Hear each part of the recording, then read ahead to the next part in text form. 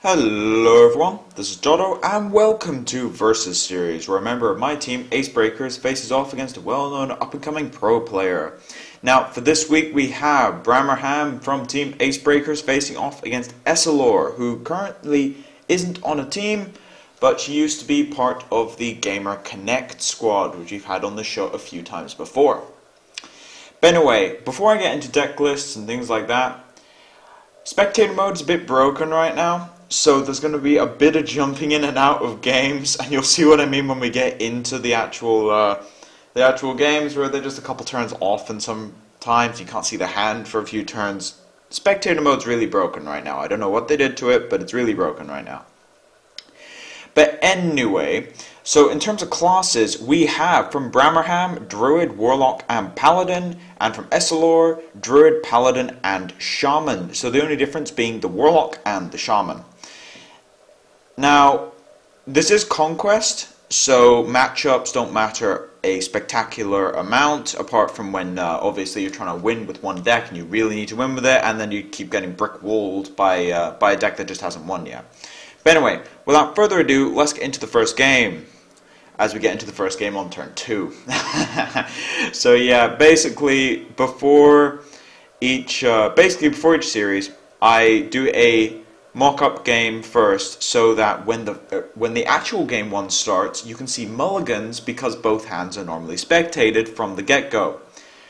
But they broke it, so as a result I had to exit the game and get back in, and we missed 2 turns as a result. So anyway, it is Paladin against Druid. Now, looking at the Druid's hand, there is an Innervate in there with coin. Choosing not to go for an Innervate coin 5-drop. The main reason being, you can go Innervate 5-drop, coin 5-drop, which is just a smoother curve. On the flip side of things though, Zombie Chow Knife Juggler Muster for Battle is an absurd curve. I would not be surprised if we just see Muster for Battle here. Hit just for 6 damage just from the Knife Juggler, and then a further 3. That just seems absurd. Knife Juggler, of course, one of the single best synergies that Paladin has with Muster for Battle, besides the obvious Quartermaster. Although that one costs a lot more mana. Anyway, so on the flip side of things, no swipes. So I would assume that we're going to see a Druid of the Claw come out here. I mean, we could see a Thorazan, but I think Druid of the Claw is the correct play here in taunt mode. Not a play you want to be doing considering the board, but a necessary one nonetheless. This might just get silenced and run past though. It depends on the draw from Brammerham. So yeah, Essilore just throwing out that taunt druid. Now we did get Minibot. Now the question is, do you silence this or do you run past it? I think in this scenario, I think you actually play the shred. Wait, how do you kill this? So based on the turn that was just played, there is no swipe. So there is no swipe. You can say that completely. I know I can see both hands, but just based on the way that turn was done, there's no swipe. So the real question is, how do you deal with this? There's 2 ways of doing it. You can either silence it, play Minibot, and then just hit the face, or you can go Shredder and try and clear it up. If the Shredder has a Knife Juggler trigger which hits the 4/6, then you can use the Zombie Chow and then 2 tokens and the weapon. I think that's a worthy trade. I think you go for Shredder here. If it doesn't, you just use 3 tokens. Alright, it does. So that's 2 tokens, the Zombie Chow, and the face. The face being the weapon, obviously, that you get from Muster for Battle. The healing's a bit annoying, but given the board state, not entirely a problem. You play Zombie Chow to deal with the aggressive deck, so it is a little bit awkward when you're not playing against an aggressive deck, but still the 2 damage did allow him to kill that Druid of the Claw semi-efficiently. So looking at this hand right now, there's a couple of different ways of playing it. I think you may want to dump your try and hand. I think, to be honest, I think you go Harrison Jones, coin Harrison. Yeah, I think you go coin Harrison, get rid of that damage, and then maybe... The problem is if you do that, you don't kill the Knife Juggler. Alright, Innervate Thorazan. I don't know about this. I think going for the Harrison or the Keeper was a better play. Although Thorazan is definitely the I need to try and win play as opposed to the catching up play, which is what the previous one would have been. Now I think you Aldor this and you just kill it. You can kill it basically for free with Shredder and your weapon, or if the Knife Juggler hits it, just with the Shredder. Which it does. So the Shredder hits that. You want to start draining the durability in your weapon again, because this deck, just like all Paladin decks, has a lot of weapons in it. You got 2 Musters, 2 True Silvers as standard, and some of them run Cog Hammer. So you have a ton of durability that you need to get through to get maximum efficiency out of all of your weapons. So now with reduced cost, is there any turn that's possible here? Force of Nature would kill Knife Juggler and Shredder. You want to kill the Knife Juggler first because the Shredder will trigger the Knife Juggler. Mistress of Pain is probably the single worst 2-drop could have got there. Well, besides the obvious ones with 1-1 stats. So we'll have to see if it's possible to stabilize here. There is a boom coming in next turn, and I think that might end it. I think the Dr. Boom is going to seal the deal on this game. Essilore just did not get the swipe that was necessary to stabilize. Really unfortunate not getting that swipe. Is there any way of even living here? How much damage is on the board? 6, 7, 8? There's 8 damage on the board. You could Keeper, Hero Power, killing 2. This is difficult. I think you actually go Keeper, Coin, Loatheb, and just hope for the best. But then the Dr. Boom seals the game. So there's gonna have to be a miracle for Essilore to come back from this.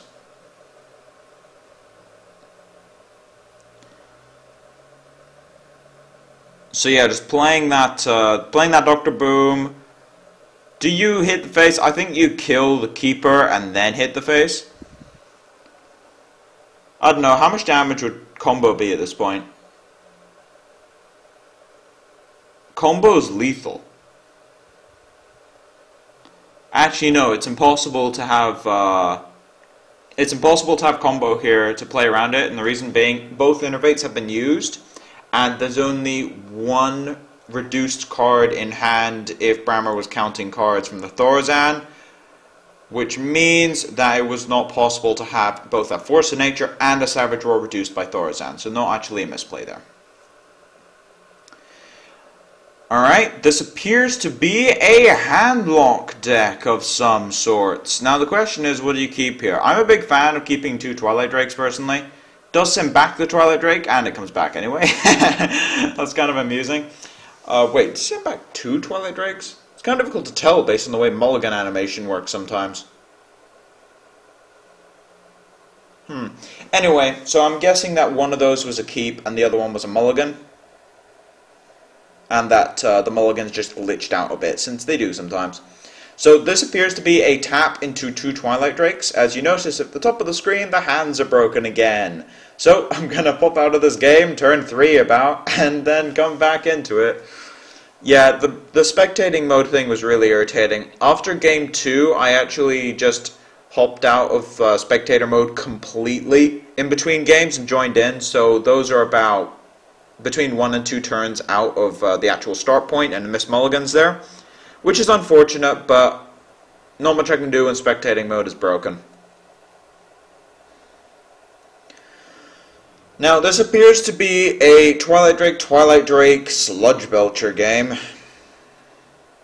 Killing the Zombie Chow will heal them back up a bit, which is quite useful.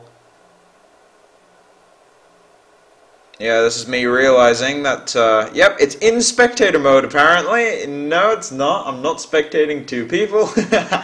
Yeah, this was annoying. So I was thinking, it's like, oh, can I just stop spectating 1 person? No. No, you actually have to spectate both at once. But if you want to close one, you got to exit the game completely. So yeah, we did miss a bit here.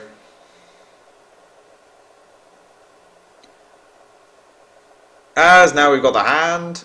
Yeah, that works. So if we look at the hand of Essilore, she's got Big Game Hunter, Coghammer in this particular list, a lot of weapons. That's an Anti-Keelbot, a Thorazan, a True Silver, and a Consecrate. The Big Game Hunter is going to be the big card of note. So those are going to be the ones to look out for. Now, True Silver here plus Shielded Minibot will kill a 4/6, which is a very efficient trade on the side of the Paladin. Basically taking out a Twilight Drake for 2 halves of a card, where you can still use the other 2 halves to take out the other one.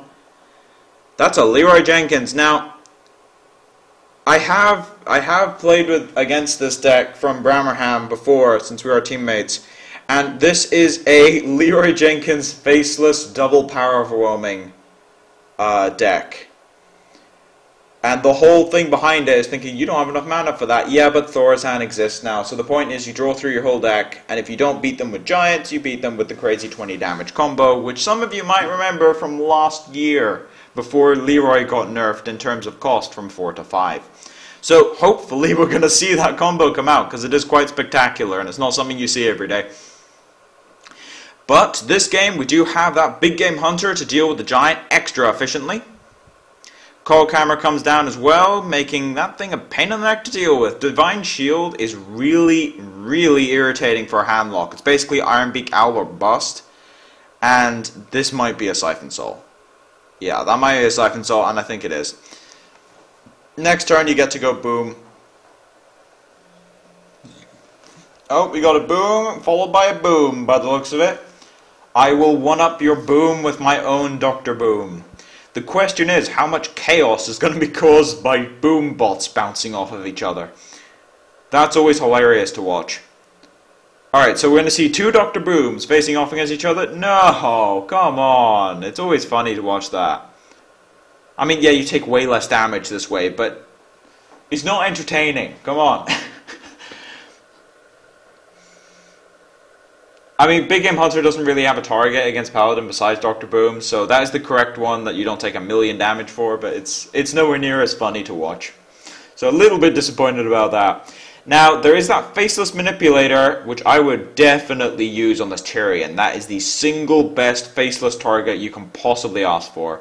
And I don't think the combo is coming into it this game, because that Tyrion will just end the game on its own. So I would definitely Faceless here.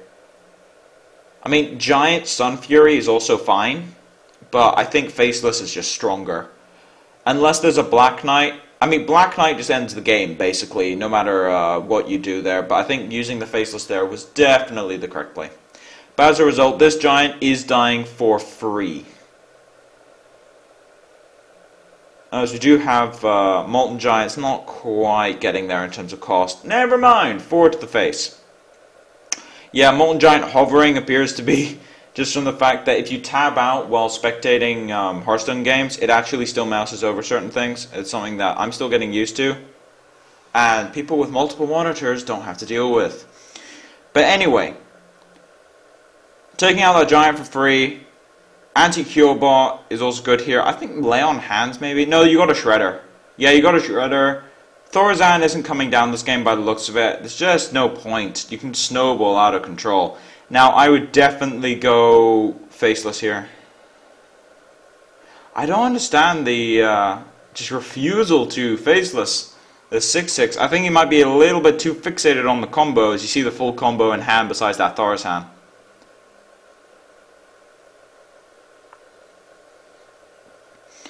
Top deck Ysera. I don't think Ysera is going to be doing much this game. In fact, is there a way of winning this turn? Let's see. You can consecrate.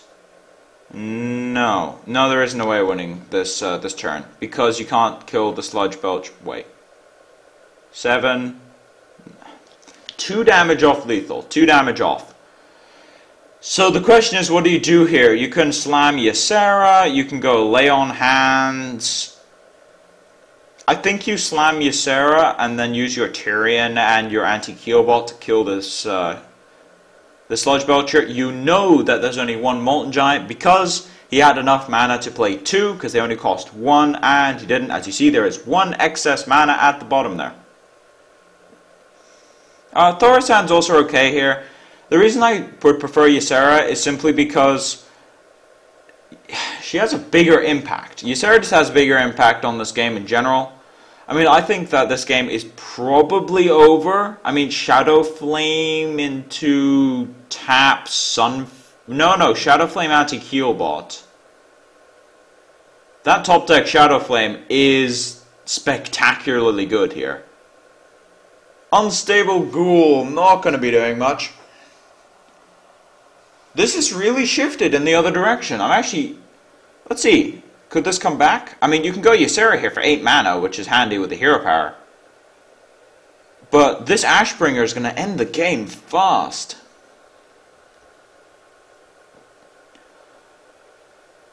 I think this turn you actually do kill the 3/3 because it keeps your Ghoul alive to stop any big things from coming in. Really needs a Taunt Giver here. There's Thaurissan, but Thaurissan doesn't do much. Actually, 9... There's 11 damage on the board. Do you really want to risk that, though? Do you really want to risk that? I mean, you could go Dr. Boom here and just hope for the best. Thaurissan is also a potential out here. The reason I say it's a potential out is because you can play Thaurissan, and then Unstable Ghoul can die, and then if there's no Lay on Hands, there is a crazy possible Leroy combo next turn if the second Power Overwhelming is drawn. That is a possibility, but you have to end turn because there's 11 damage on the side of the Paladin. Aldor Peacekeeper, I think you Lay on Hands and... What, Dream the Thaurissan? Well, you Lay on Hands, definitely. I do believe that's Dream in our hand right now. Knife Juggler, what else we got? Shielded Minibot, 2/2 drops, and Consecrate. I think you Dream this. Actually, no, you can just kill it with Ashbringer. And then play Shielded Minibot. I prefer Shielded Minibot over Knife Juggler because it doesn't die to AoE. And you just want some damage right now. I'm not sure about Silverhound Recruit there as opposed to that. I mean, this does make your Knife Juggler potentially lethal, actually. As we're going to see a U-Face Jaraxxus, but it really doesn't matter in this case because there is a +5/+5 Nightmare boost that was drawn off of the Ysera. I'm guessing with the advent of the dragons and Dragon Consort, which will be out next wing, I do believe, we're probably going to see a bit more of Ysera in Paladins in general. But it's always interesting to see it in just a standard Paladin list, because Ysera does not see as much play as... I don't know if she should do, but she just doesn't see that much play. So it's very rare to see Ysera ending games like this. It's just a very slow card, but very slow matchup, and as a result, takes the win for Essilore. So she evens the series up 1-1. As we go into game number 3. Now let's see if the hands decide to behave themselves. Nope. So yeah, full mulligan there. In Druid Mirror matches, you pretty much want a mulligan for ramp cards and more ramp cards. That's basically how that works. Ramp cards, and if you have a ramp card, then you keep a 4-drop or a 5-drop. Depending on the ramp card. If it's Wild Growth, 4-drop. If it's an Innervate, maybe a 5-drop.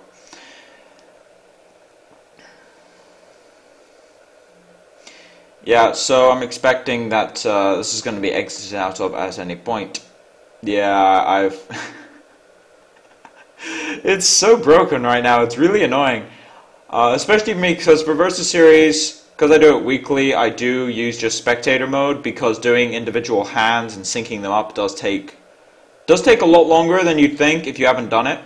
From replays at least. Doing it live, you just use 2 feeds, but if you've done it from recording, it does take a bit, and sometimes they just don't want to sync up, and it's really irritating. Now, if we look at the hand that Essilore has there, that's insane! So we've got Wild Growth on the side of Brammerham, and we've got on the side of Essilore 2 Innervates, a Coin, and 2 Ancient of Lores. Wow. That's crazy. Now, the reason they're waiting right now is because they're just waiting for my go-ahead because they saw that I dropped out of spectator mode. So, anyway, the question is, how do you play these Ancient of Lores? Personally, I think that you want to go turn 4, turn 5 Ancient of Lore. There's also the alternative, which is the turn 2 Ancient of Lore. The problem with that is it makes the rest of your hand a bit awkward, and you're kind of entirely dependent on your draws from Ancient of Lore. So I think you want to go for the turn 4, turn 5 Ancient of Lore. I mean, you have Wrath to deal with anything small. Alright, we're going to see the turn 2 Ancient of Lore. Funny thing about turn 2 Ancient of Lore is that it's a 5/5 for essentially 2 mana that replaces the 2 innervates required to get it out there. Ooh, Shade of Naxxramas. That is a good draw. Gives us something to do on turn 3, which you wouldn't have normally had. Now that's a Shredder off the top, which also helps. You want to play Shredder over Sylvanas there. Sylvanas is much harder to deal with when there's a bigger board around, and the Shredder can maybe bait a keeper. Actually, no, it can't, because both innervates in the coin have been used. So it can trade efficiently with the 5/5 is the point, because you do have Wrath in hand. Speaking of Wraths, prepare the Millhouse Mana Storm. Prepare to face the mighty Millhouse Mana Storm. Yes? No? Oh no, it's a Murloc. Now the Murloc is still enough to deal with his 5/5. As we see that this innervate coin lore was still a 2-for-1 because you replace both innervates with the draw ability. However, we do have Innervate and Cenarius for turn 7, which could be super powerful. On the flip side of things, the question is, do you Shade or do you Shredder? Now, given the current state of the board, I think you Shredder because Shade becomes a 3/3, not a 4/3, and the 4 attack is relevant. As yes, we see the Ancient of War. Now, for those of you who have been following my recent decks, I did recently publish a Taunt Druid deck, which for anyone who's curious, I'll put it in the description. Now, Brammerham is actually running a modified version. There's a couple cards different. For instance, Cenarius, but the point is, Taunts are really hard to deal with for mid-range Druid, so this Ancient of War is going to say, hey, I'm a wall, good luck getting past me. So I would not be surprised if we see the Ancient of Wall himself come down here. It's a golden one as well, which is kind of amusing. The other play here is to ping your own Sylvanas, and this is a good use of mechanics, because Sylvanas' Death Rattle triggers before the Sludge Belcher because Sylvanas was played first. Now I can guarantee that if the Sludge Belcher was played first, he would not have made that play because there's a chance of stealing the 1/2. So good use of mechanics there from Brammerham, something which a lot of people forget about, but it's supposed to be common knowledge, but for a lot of people it isn't, which is, I mean, it's a bit of a thing where it's known about, but it's not officially, I mean, it's not officially talked about in the game itself, so a lot of people that don't hang around the community a lot don't know about. Now, a couple of plays here. There's Keeper of the Grove, Hero Power to kill off this Shredder first half. Or just use the token. The other one there is Thaurissan. I think the reason that she didn't go for the Thaurissan there is simply because there's 2 7-drops in hand anyway, so reducing them to 6 actually does nothing. That's basically why the Thaurissan did not come down there. Now we're going to see the Ancient of Wall to protect this Vitality Totem, which is actually completely miserable for Essilore here, because she's playing what looks to be double combo Druid. And now there is an active heal behind a giant taunt. I mean, it's not as good as Lightwell would have been, for example, because then it would heal the minions and Brammerham, but it's a close second when it comes to repeated healing at the 2-drop slot that you can get off Shredders. Now that is a Keeper of the Grove. Now for anyone who knows anything about Ancient of War, you want to silence it. Now, I would not be surprised if this is a silence, shade, kill the Vitality Totem before it just keeps healing up to 30 and you can never put any damage down. However, this is going to be a Cenarius coming down here. I think the Cenarius is going to be a buff Cenarius.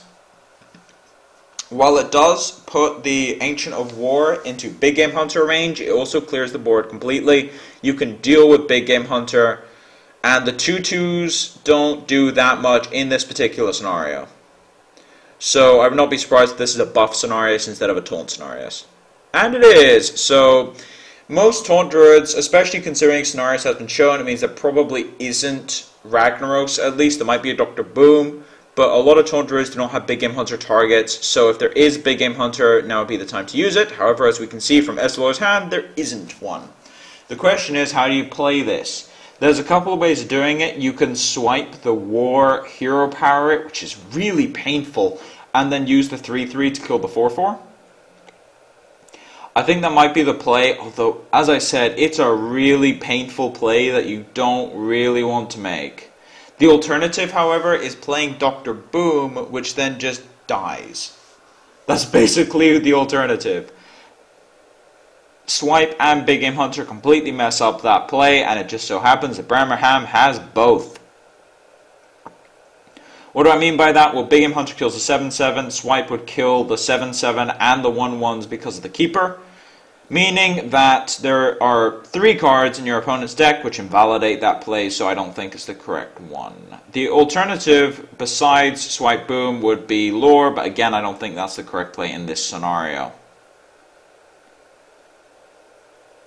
Alright, so yeah, going for that incredibly painful, but I think correct play of killing that Ancient of War and the 4/4 Keeper of the Grove. So, Innervate top deck, one of the single most useless top decks imaginable in this scenario, but anyway, this is a very situational hand from Brammerham, so he's pretty much got to try and win with what he's got on the board. He drew his ramp cards late as opposed to early, hasn't got an Ancient of Lore yet, so just playing out that mind control tech, don't think it's going to be particularly useful in this particular game unless there was a Dr. Boom that came down with something else on the board. So, playing out that 3/3. As we do see a combo in the hand of Essilore. The question is, what do you do here? I think there's two ways of doing this. You either combo because you're scared of a combo, because you can't always predict exactly what deck you're playing against. Taunt Druid isn't known enough to the point when you can think it's Taunt Druid, it's not just double combo Druid playing Ancient of Wars to deal with other Druids. So I think what she's probably going to do here is Force of Nature Savage Roar, clear the board completely, make sure that you can't die to combo and go from there. As that is in fact the play we see. Now this puts Brammerham in an awkward spot because he does have a lot of things in his deck that he can top deck here that are very good. However, he has to top deck one of those. If he gets a Wrath or something, he's in trouble. Do see Druid of the Claw. I think you play this in charge. You could play this in taunt, but I think you put it in charge. Just try and get as much damage in as possible. You are running low on effective cards right now. These innervates and swipes are working to his advantage because they haven't moved in a very long time, meaning that his opponent, Essilore, has to play on double combo, when in reality they're just a bunch of innervates. So yeah, applying that pressure, trying to put her on the back foot again. And at this point, I think you just slam boom and hope for the best. I mean, that does put you in some lethal range, so maybe you want to go Ancient of Lore to heal. But at this point, you basically just conceded that if he does have combo, you're dead. That's the position that Essilore is in this particular moment. The question is, what play is going to be made here? There are 2 main ones. The Force of Nature doesn't make much sense. There's 2 main ones. There's Dr. Boom or Lore. Going for the Boom, I think playing the Ancient of Lore is the safer play, but it's also a play that doesn't really win you the game in any way. So you have to go for this risky play, plays into Big Game Hunter, but you have to go for this risky play just hoping that this will win the game on the back of the Boom. Do you see Wild Growth being the top deck, also known as a delayed top deck? Now we've got Big Game Hunter, Sludge Belcher being the play here, which is a very powerful play, and I think that might seal the deal for Essilore. As we see Piloted Shredder coming off the top, I think the only possible way of getting out of this is crazy Boombot RNG. Are we going to see the return of the Boombots? I think we could see a Force of Nature run 2 into the Sludge Belcher, kill it with a Boombot, hits for 4 on the 4-4. That's the crazy play. I don't think that's the play she's going with though. Yeah, she's going for that heal. And I would sack these Boombots, try and get some sort of damage in here. You need to try and kill this big game hunter at least. Oh, one hits the face for 1, and the second one hits the Sludge Belcher. Pretty bad RNG as far as the Boombots are concerned. And that is the end of the game with the swipe in hand. So, unless Brammerham somehow messes this up spectacularly, that is the 2-1 up on Brammerham's side, putting match point in his favor. And he does have that wacky handlock deck with the combo to win with against Shaman and Druid, being the 2 decks Essilore still has left. So, with that, and we get the exact lethal from the swipe there, kind of amusing. With that, we'll go on to Game 4, where we'll see if Essilore can pull this back. As we hope for no spectating problems. Yeah, that was me waiting for the game to start properly because we had a misfire where if you try and spectate both while the first one's loading, it just doesn't spectate it. Yeah, spectator mode got a bit strange. So anyway, this is Shaman versus Handlock. Now, traditionally, this is favored, depending on the builds, between heavily or slightly to the Shaman. Now, if there's a big game hunter and a black knight in the side of the Shaman, good luck winning as the Handlock. However, if there isn't, it's only about 55 to 60% in the Shaman's favor. It's not like Shaman versus Warrior. It's not a massive difference, but there is a matchup advantage here that Brammerham is going to have to overcome. Now, we do see Hellfire, which is going to be a key card in this matchup to battle the wrath of the hero power from Shaman. Now, it's funny saying that, but there is a Flame Tongue totem, and for any Handlock players that have played against the monstrosity known as the Shaman hero power, it's nothing to laugh at when your giants get killed by a Flame Tongue totem and 3 hero powers. So, yeah, there's going to be a stack up of taunt, well, not taunt totems, there's going to be a stack up of just totems in general over the first couple turns from the Shaman player. And because of that, by the time the first giant comes down, you can have 3 totems on board, and as a result, you can use the Flame Tongue to kill the first giant. Now, because Essilore went first, there is a coin, which normally would disrupt the Handlock quite badly. Now, in this case, it means you can't tap on turn 3, you have to play something or just not tap, which is always very awkward. Now, there's going to be an Earthen Ring Farseer. I think Ancient Watcher was the correct play there, personally, because this does not play around Flame Tongue Tone, which is pretty much the biggest enemy. Whereas, if you play the Watcher, it requires both totems to be used as opposed to 1. So I think playing the Watcher there was the correct play, and then next turn you can go Sludge Belcher or tap Sun Fury. But now it begins, the wrath of the Flame Tongue. Bit awkward that the 1-1 totem was the first one summoned instead of the second one summoned. Simply because it means that half of that Flame Tongue totem is not being used right now, although totems usually die when they attack, so it's not that relevant. As we see the wrath of the totems continue, as there is a Rockbiter weapon that can be used in the hand of Essilore. She can use it on the 2-2 and kill this Sludge Belcher. 1-for-1ing Sludge Belchers with totems. Yeah, the wrath of the totems is going to be a common theme here, and just one Flame Tongue is going to warrant a Hellfire at some point because there are no Dark Bombs in the hand of Brammerham right now. So the question is, how is he going to deal with this? As the Rockbiter does come down, and this is just excessively awkward because even the healing totem is going to heal itself back up, making it a 2-2 so you can't Mortal Coil it. Zombie Chow also comes down on the other side of the Flame Tongue to make use of both halves of the Flame Tongue. You always want Flame Tongue to be in the right position. One of the hardest things to do about playing Shaman in general is your totems. I think I would have Hellfired that personally. Yeah, I think I would have Hellfired that or played Sludge Belcher. Because Sludge Belcher would absorb 2. Basically, Sludge Belcher does the same thing as the Ancient Watcher Sun Fury, but for 1 less card. But I think Hellfire would have been the correct play there. It's a straight up 2 for 1. You get rid of the Flame Tongue, which is a pain in the neck. And even if there's a second Flame Tongue, it still needs to build up the board again with totems before it's useful. I mean, if you look at this board right now, it's formidable from the Shaman player. However, you gotta think about the fact that this is 2 turns of totems on the board. As you see that Lightning Storm going to good use. Lightning Storm is one of the most useless cards in this matchup from time to time. However, it does help with killing those taunt enablers. The taunt enabler being Defender of Arcs and Sun Fury. Lightning Storm will kill those, so whenever you see them next to something else, you kind of want to use those storms while you can, because they're not the most useful. They're not the most useful cards in this matchup. AoE is not fantastic against Handlock, apart from with those Taunt Givers, because most of their threats are large and in charge. Very vulnerable to spot removal, but large, so you really want to be able to get us off the board. And again, I think I'd Hellfire here. I don't see the point in sacrificing this many cards to this Flame Tongue Totem. It's like he's offering them at this point.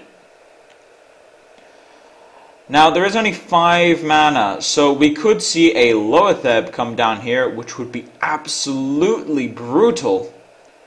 We saw a Loatheb here. I think Loatheb and using the Zombie Chow and the Totem, yeah, you kill that, you play the Loatheb, you deal 2 to the face, and lock out this board position completely. As you see, Brammerham falling further and further behind right now. I think you slam the Giant and hope for the best. The Giant doesn't die to the Loatheb, whereas the Sludge Belcher does. You do have Mortal Coils, but that's provided that the 1-2 does not die. Neptulon. I think the correct play here is probably the Boom. You play the Boom on the other side of the Flame Tongue to the Loatheb. The other play is Harvest Golem, Haunted Creeper, Hero Power.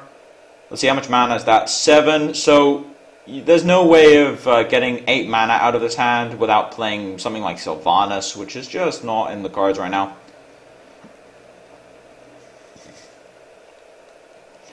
So, Mortal Coil will be able to kill this. However, I think the correct play here is to Power Overwhelming. Yeah, Power Overwhelming one of your guys, and then Hellfire the board. Get rid of all of it. This needs to be off the board. Do you even need Power Overwhelming here?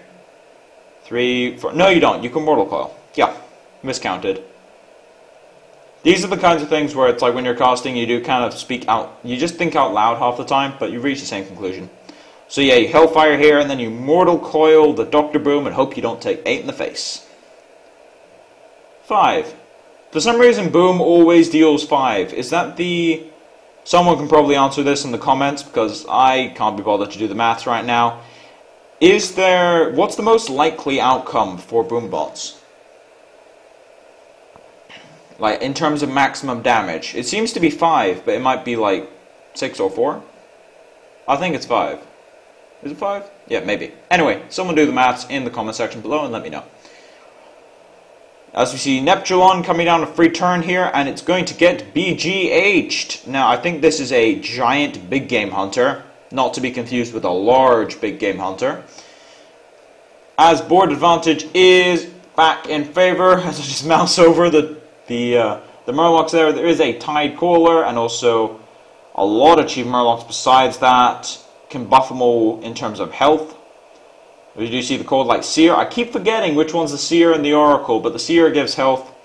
But that is a jam-packed hand. There is a Hex in there. I would not be surprised if Hex gets used here. There's also Flame Tongue Totem to kill this big game hunter almost for free, and then a Hex to kill this giant. Fire Elemental is also a valid play here. Problem with playing Fire Elementals, you do take 8.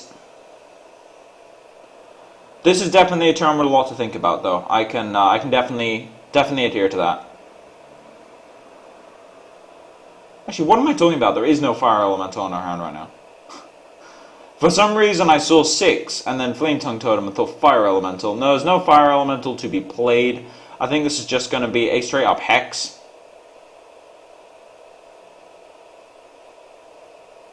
Interesting. I think I would have hexed that personally. Watch, Taunt Totem. I think I would have hexed that personally. Just get it off the board while you still can.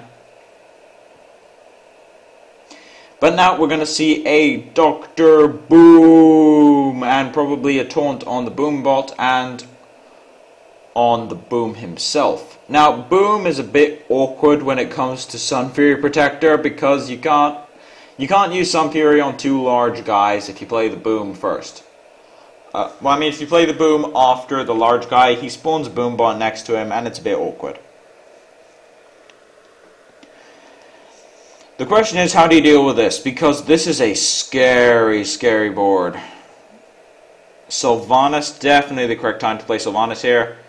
And yeah, hexing the 7/7 over the 8/8, I think that's okay because it means you have a higher chance of stealing something bigger.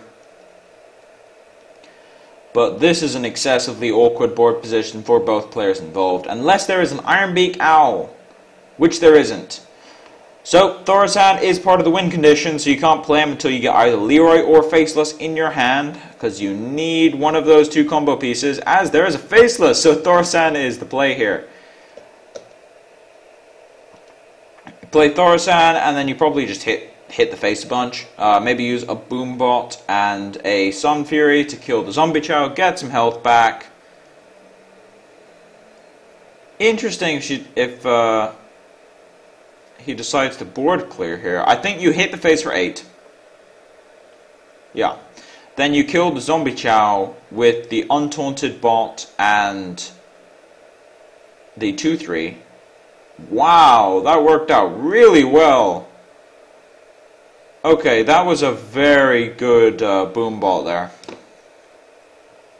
As we do see the reduction on the side of Brammerham on that Faceless Manipulator, which will be crucial for later turns. We'll see a reduction on a Molten Giant, which is always kind of hilarious, because it doesn't do that much. Sylvanas tanking the 4 damage like a boss, and is going to take out...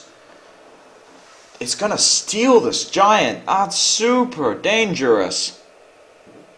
Stealing the Giant, and there is a Defender of Argus that's going to come down here, creating 2 massive threats. The other alternative is, of course, playing a bunch of Murlocs. The real question is, what do you do here? I think playing Defender is fine. Stops any shenanigans. Also plays around Leroy combo, it's kind of amusing. I think at this point you may want to abandon the Leroy combo and just Faceless the 9/9 and then Siphon Soul the 9/9. You've already seen a Hex. You know there's only 1 card that isn't a Murloc left in her hand. This is really risky here. There's a lot of damage to be taken. Yeah, this is getting into the realm of serious risk. We did see a top deck Hex, so it wouldn't have mattered that much, but it's, I mean, yeah, it's kind of amusing that the top deck was Hex there. So I think we're going to see a bunch of Murlocs come down here, take out that 4/7 with your Fire Elemental. You want to play on Shadow Flame as much as possible, as we see the full flood of Murlocs. I would do a Murloc sound, but I can't really. I'm bad at doing Murloc sounds. So we're going to see a trade from this Fire Elemental, I should imagine. It's always dangerous to put a Warlock too low down, especially when you have this much damage on the board, so it's just not that necessary. Now if you notice, the way that this has turned out is that one of those Murlocs is completely immune to Hellfire, so it needs to be a Shadow Flame off the top. Has to be a Shadow Flame. Oh, there's 1 chance. Life tap into Shadow Flame. That is the only draw that saves him. Wow, we had Shadow Flame top decks last game, and now we have a Shadow Flame top deck this game. On that Twilight Drake clears the entire board as we see the screen completely explode with pixels, which was kind of weird. But anyway, I think that may have just saved the game on the side of Brammerham, as there is no more pressure from Essilore. There is ways of dealing with stuff on the board, but not actual threats. So now we can see a... Can you tap Giant Giant? Yeah, you can. I think you go anti-Keelbot here, though. Tap Giant Giant is good. You could also go Giant Faceless, but anti-Keelbot, I think, is the correct play in this scenario. Power Mace, not the best top deck here. I think you Hex the Giant, Power Mace the 3/3, Totem up, hope for the best.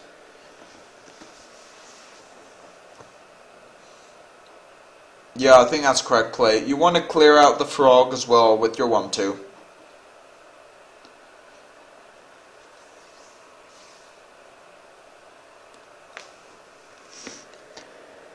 This game really did flip with that Shadow Flame. That Shadow Flame top deck was a huge turning point.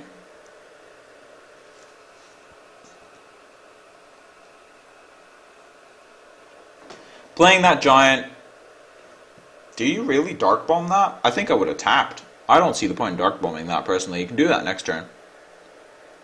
Even if you get the combo, it's just kind of... Yeah, I don't really see the point in that, because combo would cost... I mean, yeah, you couldn't go Dark Bomb combo, but even then you're relying on drawing combo. There aren't that many cards left in the deck, but you're still relying on drawing combo. As opposed to tapping, which would get you a turn faster.